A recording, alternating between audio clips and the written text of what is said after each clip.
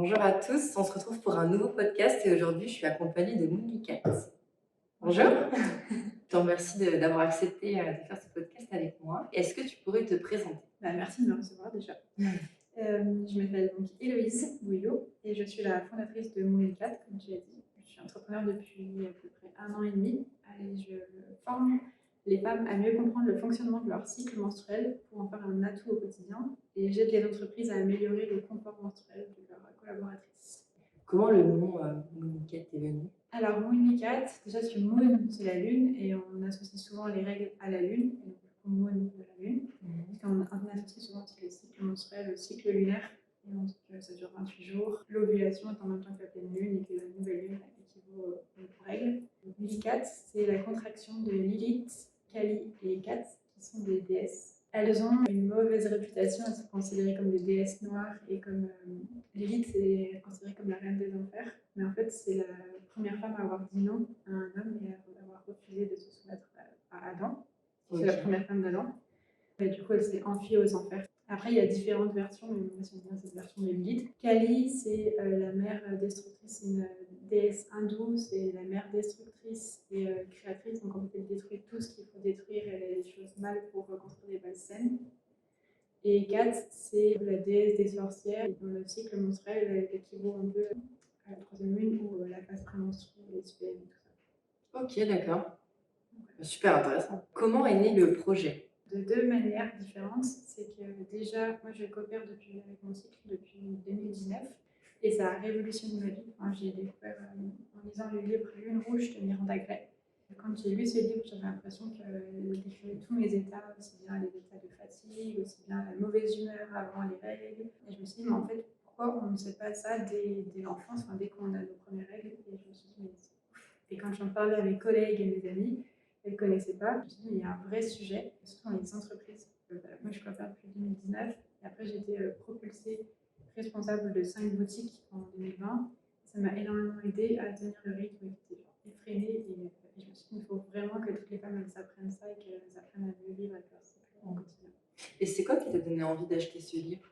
On me l'a prêté parce qu'à l'époque, il n'était plus édité. Ça faisait 15 ans qu'il n'était plus édité, donc on me l'a prêté. Et on m'a dit, lis ce livre, il est hyper intéressant. L'autre raison, c'est que j'étais manager dans mon ancienne vie avec beaucoup de femmes, parce que du coup, j'étais responsable boutique et pas mal de vendeuses. Et en fait, je les voyais venir au travail en mode PLS parce qu'elles avaient leurs règles.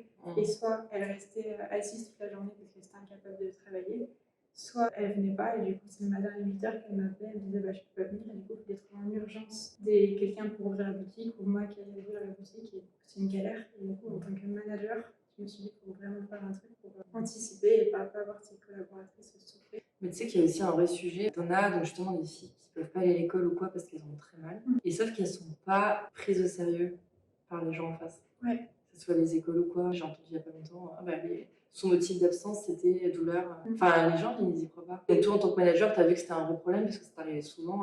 C'est une vraie problématique. Je me sentais impuissante en fait quand tu vois ta collègue souffrir et tu te dis en fait je peux rien faire pour elle et je me disais bah assassine en fait, enfin, je prends le relais mais en fait en tant que manager t'es pas censé non plus être du coup c'était après il y avait mon côté sororité féministe qui les laissait mais du coup je me suis dit il y a un vrai sujet. Donc après on va parler plus en détail du cycle et de comment faire pour que chaque phase du cycle soit mieux vécue par nous et qu'on puisse en plus en tirer tous les bénéfices. Mais déjà, est-ce que tu pourrais nous dire, parce qu'il y a des gens qui sont sceptiques là-dessus, s'il y a des études scientifiques qui ont été menées? Est-ce qu'il y en a quand même quelques-unes? Il y a quelques recherches, il n'y a pas grand-chose, mais il y a quelques recherches. Il y a surtout Marty Hazelton qui a fait toute sa carrière sur ça, c'est une américaine. Je conseille son livre, c'est L'intelligence cachée des hormones. Ça fait 20 ans ou 30 ans qu'elle fait ses recherches là-dessus. Elle était très mal vue au début, parce qu'en fait, c'est souvent qu'on dit oui, mais du coup, il ne faut pas juger les femmes et les réduire à leurs hormones parce que c'est mal vu et parce que c'est une faiblesse. Alors que non, en fait, justement, nos hormones, c'est justement, elle dit, c'est une intelligence hormonale et c'est hyper intéressant de voir tout ce que nos hormones peuvent nous faire. Ils peuvent nous rendre plus productifs, ils peuvent renforcer nos capacités linguistiques, verbales, de mémorisation, d'apprendre de nouvelles choses, de choisir le bon partenaire et de se mettre en danger. Donc c'est principalement avec le livre de Marty Selton. Et après, il y a de plus en plus de sujets sur le sujet. Enfin, ça commence sur YouTube, il y a pas mal de vidéos avec des professeurs qui parlent de tout ça. Donc maintenant, est-ce que tu pourrais nous expliquer les différentes phases du cycle? Apparemment, il y en a 4. Quelles sont-elles? Ouais. Après, ça dépend. Il y a plusieurs écoles, mais moi, j'aime bien travailler sur l'école où il y a 4 phases, mais il y en a qui disent qu'il n'y en a que 3, il y en a qui disent qu'il y en a 5. Et ça dépend vraiment de chaque personne. Mais donc, il y a les règles qui débutent, c'est la première phase. Donc, c'est le premier jour de règles et c'est là que débute le cycle. On va observer le cycle, donc c'est à partir du premier jour de règles. Donc là, c'est à peu près. En fait, on va parler des phases, mais c'est les énergies. C'est pas forcément le nombre de temps que ça dure vraiment, mais c'est les énergies dans lesquelles on va sentir, le mood dans lequel on va sentir. Donc, il va y avoir les règles qui sont entre 1 à 7 jours. Donc, on se met pas à 1 à 5 jours, ça dépend de chaque personne. Après, il va y avoir la phase de préovulation, qui est du 7e au 13e jour à peu près. Après, vous avez l'ovulation. Et là, en fait, l'ovulation, officiellement, ça dure que 24 heures. Enfin, ça dure une semaine à peu près, mais après, ça dépend des femmes, ça va durer que 3 jours, cette phase. Et après, vous avez la phase prémenstruelle, de prémenstruation, du 21e jour à peu près jusqu'au 28e, enfin, jusqu'à la veille des prochaines règles. Ok. Et en fait, chaque phase, on peut les relier aux saisons. Donc, par exemple, les règles, c'est relié à l'hiver. Donc, c'est une phase où on est plus cocoon, qu'on est plus dans l'introspection, le repli sur soi, qu'on veut rester dans sa grotte en pilot et tout ça. Et c'est vraiment des phases où on veut rester tranquille et des phases d'introspection, de recherche, de régénération. Et surtout là, en fait, c'est le moment pour se reposer. Les règles. Alors que tu vois les pubs, désolée, genre, il y a les publicités en ce moment à la télé où mes règles ne m'arrêtent pas. On peut aussi se reposer, on a le droit aussi. Ils ont pris un axe comme ça en ce moment de communication. Bon, je ne veux pas en parler en mal, mais juste dire voilà, qu'on a nos règles et en fait, il faut qu'on mette le feu. Alors que c'est ok de vouloir aussi se reposer. C'est ça. Bah après, on peut tout faire. C'est le message qu'ils veulent dire et je pense que c'est le côté féministe directement. On peut tout faire même avec nos règles, ce qui est totalement vrai, mais c'est vrai que les règles, c'est censé être la base régénératrice. Et en fait, comme je compare souvent, en fait, on a besoin d'une bonne nuit de sommeil pour se reposer. Et si on se repose mal la nuit, en fait, notre journée, après, elle va être en mode lock. C'est exactement pareil. Les règles, c'est la nuit du corps, en fait, et on a besoin de se reposer pour ça. Ok, donc les règles, c'est la première phase et c'est associé à l'hiver. Donc une phase de repos et d'introspection. C'est ça. Okay. Et du coup, je travaille aussi énormément sur l'organisation en fonction du cycle. Et à ce moment-là, on peut en profiter pour visualiser et planifier son mois et voir ce qu'on va faire les grands axes du mois. Et comme ça, on peut se dire, ok, mon plan, c'est ça, ce mois-ci pour atteindre mes objectifs. Et donc, je fais ça, ça comme plan. Et plutôt que de se dire, le mois, il commence du 1er février au 28 février, par exemple. Et du coup, le mois, il commence moi quand j'ai mon cycle. Donc, du coup, je fonctionne sur mon cycle. Et donc, on visualise notre objectif. Et donc, les règles, c'est aussi pour planifier et visualiser nos objectifs, comme ça. Et après, du coup, on arrive à la phase de préovulation. Et c'est généralement la semaine après les règles. Donc là, c'est l'énergie du printemps. En fait, la semaine après les règles, généralement, on est pleine d'énergie, on revit et tout ça. Et donc, de nouveau, je veux aller voir les autres, je veux profiter de ce vie. Donc, c'est vraiment cette énergie-là. Et donc, de passage à l'action. Et là, on peut commencer à faire toute la liste qu'on avait prévu de faire. On commence à passer à l'action. C'est ça. D'accord. On a l'énergie qui revient. Exactement. Donc, c'est le moment où on est productive. Ouais. Okay. C'est le moment où on va être la plus productive. D'accord. En fait, c'est un peu. La semaine d'avant, on est en mode lock. La semaine d'après, on est en mode Speedy Gonzalez. Les gens, ça peut les déconcerter. On va être en mode speed. Et en fait, les gens, ils vont pas être assez rapides pour nous. Et ça va nous frustrer. Ça peut nous énerver, en fait. Et donc, c'est pour ça qu'il faut essayer de se dire, OK, je vais être plus rapide à ce moment-là. Donc, je prévois plus de tâches. Et si je collabore avec les gens, bah, c'est OK qu'ils soient plus lents. Parce que moi, il y a une semaine, c'était moi qui étais lente. Et après, on arrive en ovulation. Avec, là, on considère que c'est l'été. C'est le moment où on est solaire, on est vraiment sociable, et c'est la phase la plus sociable du cycle. Et donc ça va être le moment où, à la fois, il y a le côté femme des cavernes, même si on a énormément évolué au niveau cerveau et au niveau de tout ce qui s'est passé, notre corps, il est encore en mode femme des cavernes, homme des cavernes. C'est-à-dire c'est-à-dire qu'en fait, notre corps, tu vois, notre cerveau, tu vois, on est, je sais pas, féministe, écolo et tout ça, toutes ces pensées-là, et penser à toutes ces technologies. Mais notre corps, il n'est pas encore assez développé sur ces sujets-là. Et donc, à ce moment-là, notre corps, c'est pas du tout féministe ce que je vais dire, mais en phase d'ovulation, on est censé trouver un mâle reproducteur pour se reproduire et reproduire l'espèce. Et donc, à ce moment-là, on est beaucoup plus belle et beaucoup plus rayonnante pour trouver un mâle pour se reproduire, en fait. Et donc, c'est vrai qu'on va être beaucoup plus avenante. Notre visage va être beaucoup plus symétrique, une peau plus jolie, nos cheveux vont être plus doux. C'est justement pour encore plus amadouer. Est-ce que c'est le moment où il faut négocier? Ouais, c'est exactement ça. Il y a un livre qui parle que c'est la phase où on est la plus manipulatrice et la phase la plus. En fait, c'est pas manipulatrice, j'aime pas dire ça, c'est surtout on sait trouver les bons mots pour brosser dans le bon sens du poil, trouver les arguments. Moi, je vois que je suis beaucoup plus à l'aise pour rebondir sur certaines choses. Et par exemple, si on peut aller demander une augmentation ou changer de poste, ou si on doit faire une conférence, des lives, tout ça, c'est vraiment le moment. Et après, on a la phase prémenstruelle qui arrive, et là, c'est la descente. L'automne. Exactement. Et notre corps est en train de se préparer à redescendre pour retrouver l'hiver. Et du coup, il y a aussi la progestérone qui rentre en jeu, qui est donc l'hormone de la deuxième phase. La progestérone, c'est une hormone sédative. Et du coup, elle va te ralentir, elle va ralentir ton corps. Et elle est là aussi pour éviter les contractions de l'utérus qui rejette le potentiel embryon. Et ça veut dire qu'elle va ramollir tes muscles. C'est pour ça que tu as aussi moins d'endurance pour le sport. Et elle est aussi là pour apporter la sérénité. Même si on se dit, bah non, la progestérone, l'SPM et tout ça, et en fait, pas du tout.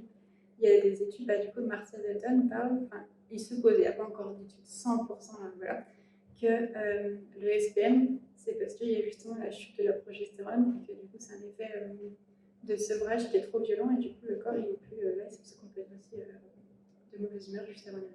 Donc la progestérone, elle arrive en deuxième phase de cycle, elle nous apporte de la sérénité. Et à la fin de ce cycle-là, il y a une chute de la progestérone qui va entraîner les règles. Du coup, on peut péter des câbles. Ouais. D'accord. Du coup, en fait, tu as à la fois un combat entre la progestérone et les oestrogènes. En fait, c'est un mode. Les oestrogènes, c'est un peu la pédale d'accélérateur du cycle. La progestérone, c'est la pédale de freinage. Et donc, du coup, on se souvient que quand on conduit, on ne peut pas faire les deux en même temps. Donc, c'est exactement ce qui se passe dans notre corps. Quand on est en phase prémenstruelle, on peut avoir à la fois des pics d'hyperactivité et avoir envie de tout faire, et une heure après, être en mode dox, sur notre canapé, et avoir aucune motivation. Et on nous déçoit, oui, t'étais en colère, mais déjà, quand on est en colère, c'est plus justement en phase prémenstruelle, parce que quand on a nos règles, tous nos hormones sont au plus bas, donc on est plus en mode peace and love, et ça, il y a même des études qui disent qu'on est plus en état méditatif. Donc, si tu résumes, la première phase, c'est la phase des règles, c'est l'hiver. C'est là où introspection, on programme. C'est ça. Après, les préovulations, tu passes à l'action. En ovulation, c'est sociabilité et renforcement et tout ça, et tout ce que tu continues de faire.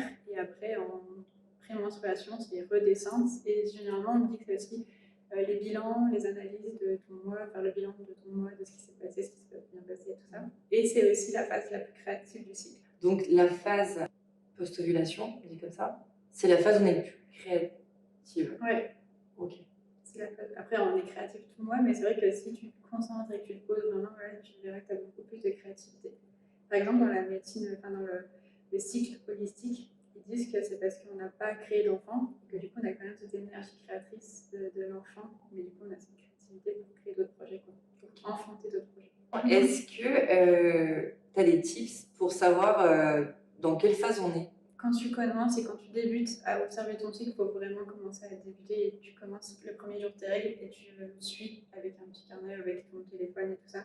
C'est après, avec la pratique, au bout de quelques mois, que tu vas voir que, ah bah tiens, t'es en telle phase. Enfin, moi, par exemple, des fois, je me dis, ah tiens, j'ai telle attitude aujourd'hui, bah tiens, je vais regarder, mais ah oui, en effet, c'est normal parce que je suis à tel jour du cycle et tout ça. Et en fait, mais c'est avec l'expérience. Oui, parce que c'est propre à chaque femme. Tu peux pas dire c'est 3 jours comme ci, 4 jours comme ça. Donc, il faut sentir quand tu as changé de phase, en fait. Exactement. Donc, le fait de noter, ça te permet de savoir. C'est ça. En fait, l'idée, c'est de noter pendant au moins 3 cycles, minimum 3 cycles. Et au bout de 3 cycles, tu vas voir qu'il va y avoir des similarités sur certains jours, et sur certaines choses, sur certaines tâches. Et du coup, moi, je dis vraiment d'analyser à la fois ton état, ton énergie, à la fois, par exemple, les tâches sur lesquelles tu as plus de facilité et les tâches sur lesquelles tu as plus de difficultés.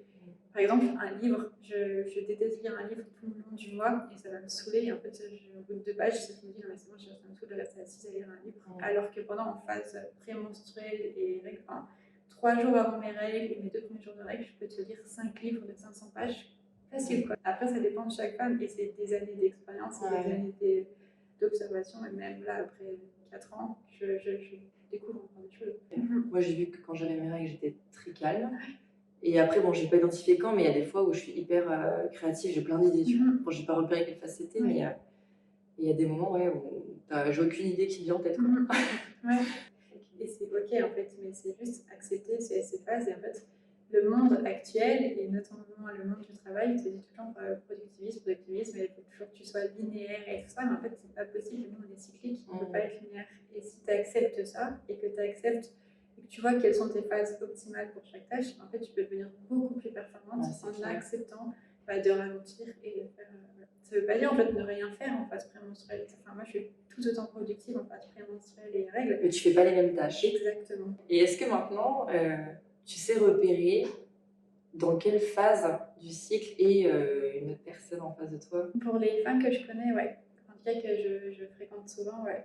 Je peux savoir si elles sont en phase prémenstruelle, si elles sont en phase ovulation, si elles sont en phase créative, parce qu'en fait, par leur personnalité et par leurs actes qu'elles vont faire au quotidien. Ça veut dire que oui, quand tu en prends conscience, tu peux réellement voir des changements dans, pas la personnalité, mais dans l'énergie de la personne en face de toi. Mais tu vois, l'autre fois, des fois, je fais de la sensibilisation du coup en entreprise. Et ça ouvre le dialogue social, c'est hyper intéressant. Et en fait, les hommes disent ah, mais ouais, je sais que quand tu as tes règles, je viens pas te parler en fait, de parler de grands projets parce que je sais que tu vas m'envoyer paître et tout ça, et que du coup, je reviens vers toi une semaine après parce que je sais que tu seras beaucoup plus disposé à parler sur ces sujets-là. Et en fait, c'est juste prendre conscience en fait, qu'on est cyclique et arrêter de voir ça comme une tare, et c'est ok. En fait, oui, évidemment qu'on peut parler de tout et peut tout faire à tout moment, parce qu'en fait, je dis tout le temps, en fait, le cycle menstruel, c'est comme Mario et son champignon bonus. En fait. Enfin, Mario, il peut quand même sauver la princesse Peach, peu importe ce qu'il fait, mais quand il a le champignon bonus, il est beaucoup plus performant. Faut pas, par exemple, tu connais très très bien une personne, elle est un peu plus introvertie, faut pas lui dire ah mais je sais que tu es dans telle phase ou quoi, enfin faut pas le voir dans le sens négatif, faut dire bon je lui parlerai d'un projet créatif plus tard, parce que là c'est peut-être pas maintenant que je vais arriver à monter un projet avec elle. Même si après on peut travailler. Oui, voilà, je veux pas que ça soit oui, bien sûr. Mais il faut pas se dire voilà, les gens sont prévisibles ou quoi, non, c'est juste comment tirer le meilleur parti de chaque phase et de nos énergies. On y a déjà un peu répondu, mais est-ce que tu pourrais nous donner le moment où on est le plus productif? La phase la plus productive, je dirais, c'est la phase de préovulation, donc une semaine après les règles. Et là, on peut vraiment tout faire, enfin, toutes nos to-do list, on peut l'enchaîner facilement. Enfin, je ne suis pas partisane des heures supplémentaires et de travail, on fait toujours plus. Mais je sais que dans mon ancien travail, je peux faire 12-15 heures de travail ce jour-là et travailler genre l'équivalent de 10 jours de travail en 2 jours. Mais la phase défaut de cette phase, c'est que tu as envie de tout faire. Et du coup, tu as tendance à t'éparpiller. Et du coup, c'est ça. Et du coup, la phase la productive, je dirais que c'est pré-ovulation et ovulation. Et la phase où on est le plus créative?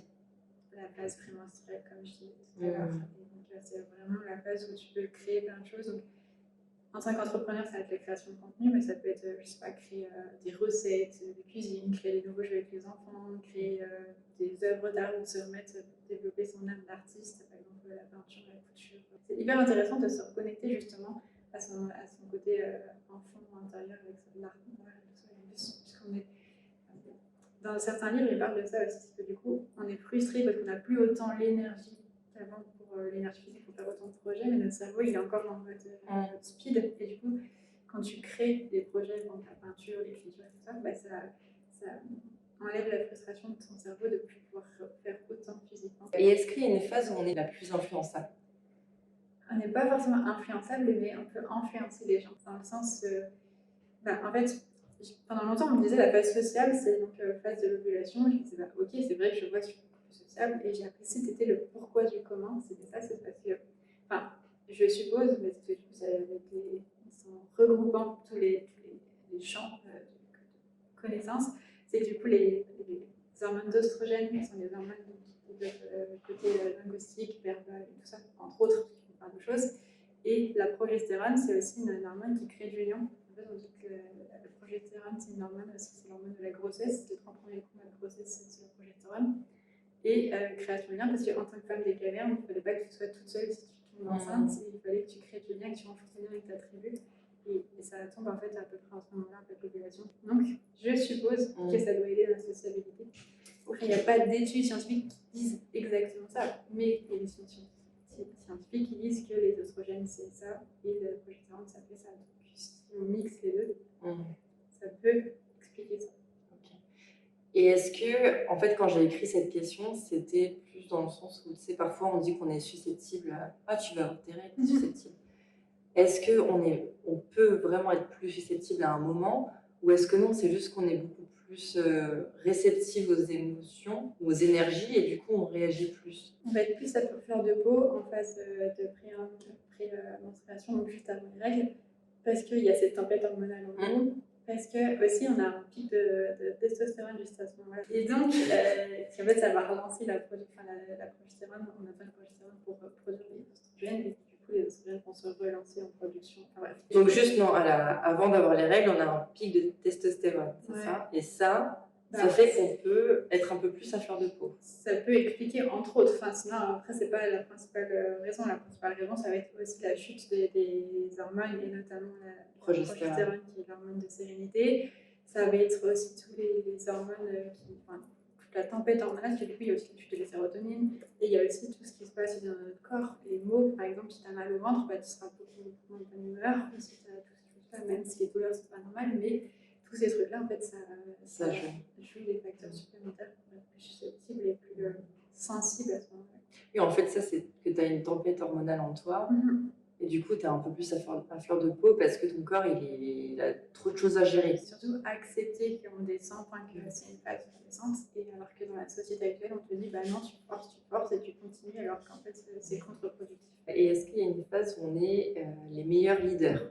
Ça va être la phase d'ovulation.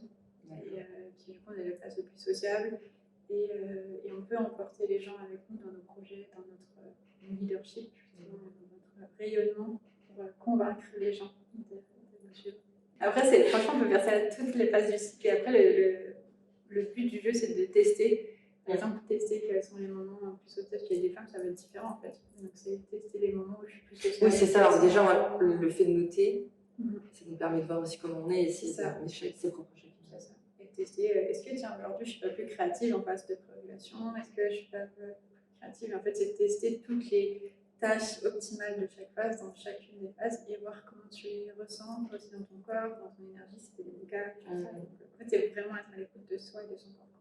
Et dernière question, est-ce que tu pourrais nous donner un exemple concret d'application de tout ce savoir, alors que ce soit sur ton emploi du temps, ou la qualité de ton travail, ou la qualité de tes relations?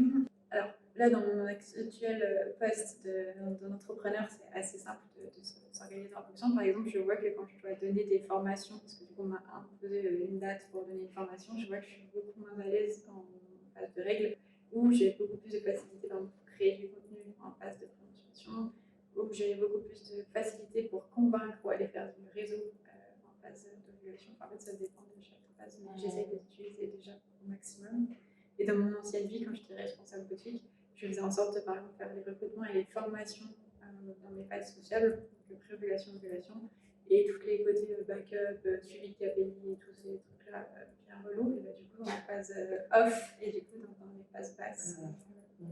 Et j'essayais de moins me déplacer. Moi, j'étais tout le temps en déplacement avec mon ancien boulot, mais j'essayais de rester au moins 5 jours par mois, 2 jours avant mes règles, mes 3 premiers jours de règles tranquilles à la boutique lyonnaise. Et c'était mon assistante qui prenait le relais sur toutes les pages sociales et tout ça. Ça me fait penser à un truc. Tu sais, quand tu passes un week-end avec d'autres femmes, souvent nos cycles ils synchronisent. Et donc là, dans la boutique, vous aviez quand même. Enfin, ça s'est pas synchronisé entre vous? Non, parce que du coup, j'étais tout le temps en déplacement. D'accord. Donc, du coup, ça allait. Et puis, moi, du coup, j'avais pas de douleur, donc au pire, c'était pas grave si j'ai. Mais on ne s'est pas synchronisé parce que j'étais tout le temps en déplacement. Et qu'est-ce qu'on peut te souhaiter pour la suite? Quels sont tes projets, et qu'est-ce qu'on peut te souhaiter? Ça va être de sensibiliser un maximum de personnes sur le sujet, donc à la fois sensibiliser un maximum d'entreprises à prendre en compte la cyclicité, ce côté-là, et améliorer le pouvoir menstruel en règle générale, et former un maximum de personnes et de femmes, notamment, sur prendre conscience de leur cycle et qu'elles vivent mieux leur cycle. Que le cycle, moi toute ma vie on me disait mais le cycle c'est juste pour faire des bébés ou des enfants et que avoir tes règles une fois par mois. Alors c'est pas du tout. En fait, tu peux utiliser les cycles sur un autre champ, et moi je l'utilisais sur le travail, mais tu peux l'utiliser sur un cycle pour plein d'autres choses en fait. C'est ça, parce qu'en plus là notre podcast ensemble, ça va ouvrir une série de podcasts un petit peu là-dessus, sur le cycle, la qualité de la peau, le cycle aussi lunaire, il y a beaucoup de choses. Et les énergies aussi, et comment rayonner et avoir une belle peau et une belle aura grâce à tout ça. En fait, justement, prendre soin de son cycle, c'est ce que je pense, c'est prendre soin de son écologie intérieure. Ouais, c'est ça. Et quand tu reprends, en fait, c'est vraiment un style de vie, c'est un peu comme les gens qui font du yoga, c'est que tu vas voir à la fois dans ton alimentation, donc tu vas changer ton alimentation. Franchement, je dis pas que je mange jamais de cheat meal et tout ça, mais c'est juste que je vais éviter de manger des mauvaises alimentations juste avant les règles pour éviter les douleurs, tout comme le sport, la mobilité et tout ça. Enfin, du coup, ça te change vraiment ta manière de voir ta vie, ta manière de changer, enfin, de t'alimenter, de dormir. Tout ça, par exemple, je sais que je peux faire des nuits de 15 heures pendant mes règles, alors que pendant que je suis en ovulation, je peux faire des nuits de 4 heures et c'est ok en fait. C'est juste adapter ta vie en fonction de ton cycle et de tes besoins. Et tu verras que tu iras beaucoup mieux, tu auras beaucoup plus d'énergie parce que déjà tu t'écoutes et que tu te respectes et parce que du coup tu changes ton alimentation et ta peau aussi elle peut évoluer en fonction de ton cycle et tout ça. Et ça te dira bien mieux que moi sur ce sujet-là. Mais en fait, il y a vraiment plein de choses et aussi que ça a un vrai impact sur la vie. Et la peau est vraiment un reflet aussi de notre état intérieur. Donc, c'est bien alimentation qu'émotionnelle. C'est ça, exactement.